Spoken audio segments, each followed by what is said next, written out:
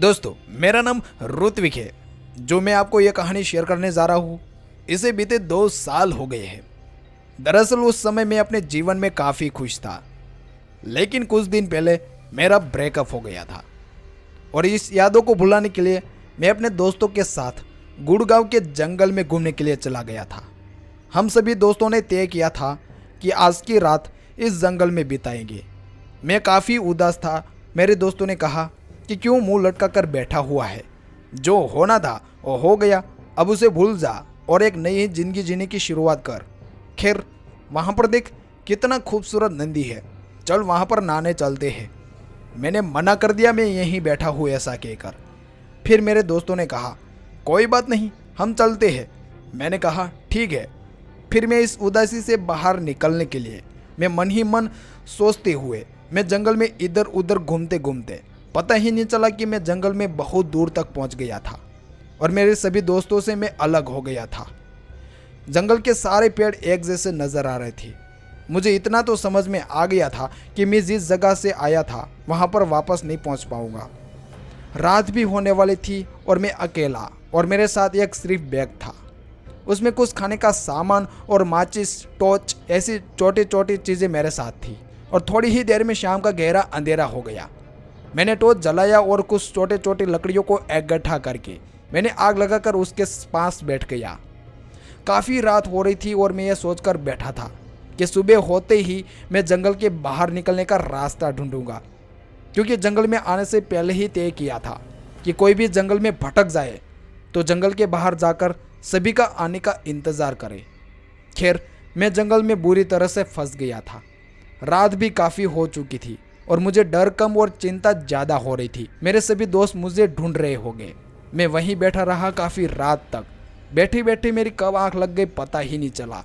तभी मुझे किसी सन्नाटे की आवाज़ आई तो मैं एक ही झटके में उठ गया और जंगल की चारों तरफ देखने लगा तो मुझे कुछ नज़र नहीं आया। आखिर ये आवाज़ कहाँ से आई? मैंने मन ही मन कहा कि खैर छोड़ो, शायद कोई जानवर होगा। इतना बोलकर जब मैंने घड़ी में देखा तो करीब रात के 1:30 बज चुके थे। तभी किसी के चलने की आवाज़ आई। मैंने बोला वहाँ पर कोई है, तो चलने की आवाज़ एकदम से बंद हो गई। मैंने फिर से कहा वहाँ पर कोई है, मैं इस जंगल में भटक गया हूँ। ऐसे ही बोलते वहाँ से आवाज़ आई एक लड़की की। वो लड़की बोलती है आप कौन हो? मैं भी इस जंगल में भटक गई हूँ। मैं उस लड़की की ओर गया। मैंने उस लड़की को देखा तो मेरी गर्लफ्रेंड की याद आ गई। वो लड़की मेरी गर्लफ्रेंड की जैसी हूबहू दिख रही थी। तो मैंने उस लड़की से बात की। मैं अपने दोस्तों के साथ इस जंगल में घूमने आया था, लेकिन मैं भटक गया हूँ। और आप? तो वो लड़की बोलती है मैं दरअसल इस जंगल में भटकी नहीं हूँ, मैं लकड़ियाँ लेने आई हूँ, मेरा घर यहीं पास में है। मैं बोला अच्छा, और मन ही मन सोचता रहा इस गहरे जंगल में कोई रहता भी है। मैंने कहा उस लड़की को आपके घर में कौन कौन है? तो लड़की बोलती है मैं अकेली रहती हूँ, मेरी सारी फैमिली शहर में रहती है, मुझे यहीं अच्छा लगता है। मैंने कहा अच्छा, और बात करते करते वो लड़की मुझे पसंद आने लगी। मैंने कहा आपका नाम क्या है? तो वो लड़की बोलती है मेरा नाम प्रिया है। फिर मैंने भी अपना नाम बता दिया कि मेरा नाम ऋत्विक है। फिर बात करते करते सुबह हो गई, पता ही नहीं चला। फिर हम दोनों ने इस जंगल से बाहर निकलने के लिए रास्ते ढूंढने लगे। ढूंढते ढूंढते पूरा दिन निकल गया और फिर से रात होने वाली थी कि हमें एक गांव दिख गया। तो हम गांव की ओर हम दोनों चले गए। गांव में घुसते ही वहां पर एक ढाबा दिखा। हमें वैसे भी काफ़ी भूख लग रही थी। हम दोनों ने ढाबे पर खाना खाने के लिए टेबल पर बैठ गए। फिर मैं प्रिया के साथ बातचीत करने लगा। तभी वो वेटर हमारे पास आकर हम दोनों को घूरे जा रहा था। मैंने कहा खाना मंगवाओ, ऐसे सामने क्यों खड़े रहकर आंखें फाड़ फाड़ कर देख रहा है? तभी वेटर अपने पसीने को नोचते हुए कहता है ठीक है सर, अभी लाया। फिर वो वेटर खाना लेकर आता है। फिर से प्रिया की ओर घूरे जा रहा था। मैं प्रिया को खाना खिला रहा था। वेटर हमको देखकर घबरा गया था। मैंने कहा क्या बात है? तो उसने कहा कुछ नहीं सर, ऐसे करके चला गया। फिर हम दोनों ने खाना खा लिया। फिर हमने रहने के लिए एक कमरे का इंतज़ाम के लिए कहा, तो उस ढाबे वालों ने मना कर दिया। यहाँ पर कोई घर नहीं है ऐसा रहने के लिए, ऐसा कहकर मना कर दिया। फिर उस ढाबे वाले ने कहा इस गांव के बाहर एक होटल है, वहाँ जाकर पूछिए, शायद आपको वहाँ कमरा मिल जाए। मैं सोच रहा था कि अजीब लोग हैं, पहले बुरी नज़रों से घूरे जा रहे थे, जैसे कि मैं कोई पागल हूँ, और कमरा होने के बावजूद भी मना कर दिया। मैंने उस ढाबे के मालिक को कहा, ठीक है। फिर मैं और प्रिया उस होटल की तरफ चलने लगे। प्रिया काफ़ी खुश थी और उसको देखकर मैं भी काफ़ी खुश हो गया था। मैं और प्रिया बातचीत कर रहे थे, पता नहीं चला कब होटल आ गई और मैं प्रिया को कहा, देखो प्रिया, आज हम इस होटल में ही रुकेंगे। होटल का मालिक दूर से हम दोनों को घूरे जा रहा था। होटल का मालिक हम दोनों को साथ देखकर उसकी हालत पतली हो रही थी। होटल मालिक प्रिया के सामने बार बार घूरे जा रहा था। फिर मैंने कहा, ऐसे क्यों घूर रहे हो, कभी लड़की को नहीं देखा क्या? वो होटल मालिक और ज़्यादा सोच में पड़ गया। मैंने कहा, मुझे एक रूम चाहिए, तो उस होटल मालिक ने मना कर दिया। ऐसा कहकर पूरी रूम बुक है और गहरी रात भी हो चुकी थी। हमने होटल मालिक को कहा, यहीं शहर कितना दूर है? तो उसने तुरंत बता दिया, इस रास्ते से सीधे सीधे चले जाइए, यहीं पास में एक शहर है, कहीं रुकना मत, बस चलते जाना, रास्ते में कोई भी जगह पर मत रुकना, इस बात का अच्छे से ध्यान रखना। मैंने कहा, ठीक है भैया। फिर मैं और प्रिया शहर की ओर बढ़ते रहे। मैंने कहा, यार सबको क्या हो गया है जो हमको रहने के लिए जगह नहीं दे रहा है। मैं गुस्से में चलते जा रहा था, तभी प्रिया बोलती है, कोई बात नहीं, आगे कहीं घर मिल जाएगा। प्रिया की यह बात सुनकर मेरा गुस्सा कम हो गया और मैं और प्रिया थोड़ी ही दूर चले थे कि एक घर हमको दिख गया। फिर प्रिया कहती है, मैंने कहा था ना, आगे कहीं घर मिल जाएगा। मैं सोच में पड़ गया कि प्रिया को कैसे पता कि आगे कोई एक घर है। तभी प्रिया बोलती है, चलो इस घर में चलते हैं। मैंने कहा, नहीं, ऐसे किसी के घर में नहीं चलेंगे। प्रिया कहती है, अरे कोई दूसरे का घर नहीं है, यही तो मेरा घर है। मैं काफ़ी हैरान हो गया था। मैं बोला, आप तो ऐसे कह रहे थे कि आपका घर जंगल में है। दरअसल मैं कहना भूल गई कि जंगल के बाहर मेरा घर है। सॉरी ऋत्विक। मैं काफ़ी घबरा गया था। फिर मैंने प्रिया से काफ़ी सवाल पूछे। सीधा सीधा आप मुझे अपने घर नहीं ले जाते? खामोखाम ढाबे वाले से बहस करवा रही थी। तो प्रिया बोलती है, सॉरी ऋत्विक, ये सब छोड़ो और चलो मेरे घर में। मुझे काफ़ी गुस्सा आ रहा था और साथ ही साथ डर भी लग रहा था। तभी प्रिया जिद करने लगी कि तुम आ रहे हो या फिर मैं अकेली चली जाऊँ। मैंने कहा, रुको, मैं भी आता हूँ। घर को देखकर मुझे साफ साफ समझ में आ रहा था कि वह घर थोड़ा सा अजीब सा लग रहा था और उस घर में अजीब सी महक थी जिसे मेरा दम घुट रहा था। फिर भी मैं उस लड़की के साथ उस बेडरूम में चला गया। फिर मुझे उसने गले लगा लिया। ऐसा लग रहा था उस लड़की ने मुझे गर्दन पर बहुत जोर से काटा है। तो मैंने उसे तुरंत से धक्का दे दिया और धक्का देते ही मैं उस लड़की को देखा तो उस लड़की का चेहरा पूरी तरह से बदल चुका था। ऐसा लग रहा था कि मानो वह कोई भयानक चुड़ैल हो। मैं पूरी तरह से घबरा गया था। वह लड़की मेरे तरफ आगे बढ़ रही थी। मैंने डर के मारे बेहोश हो गया। अगले ही दिन जब मैं उठा तो वहाँ पर कोई नहीं था। पूरे घर का नशा बदल चुका था। लग रहा था कि जैसे कि उस घर में सालों साल रहता ही नहीं है। तभी मेरे सारे दोस्त वहाँ पर मेरे पास आते हैं और मुझे खूब डांटते हैं, तुम कहाँ चले गए थे? हमने कहाँ नहीं ढूंढा हमने। मैंने यह सारी बातें वह सभी दोस्तों को बताया तो सभी दोस्त हंसने लगे और कहने लगे, क्या मजाक कर रहा है यार। फिर मैंने उस गांव की ओर फिर से मैं उस ढाबे पर गया और मैंने उस ढाबे के मालिक को कहा कि मेरे साथ एक लड़की थी, आपने देखा था?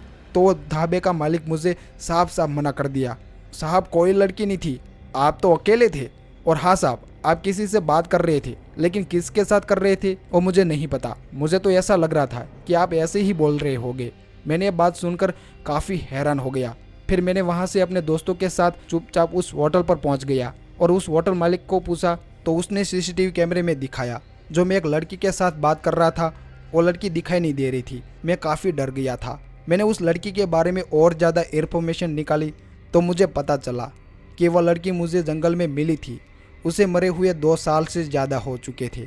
और इस बात को सोचकर मैं रात को जिस लड़की के साथ था और रियलिटी में एग्जिट नहीं की थी, मैं पूरी तरह से डर गया था। दोस्तों, मेरी एक शॉट की गलती आज तक उस भयानक एक्सपीरियंस को याद दिला रहा है।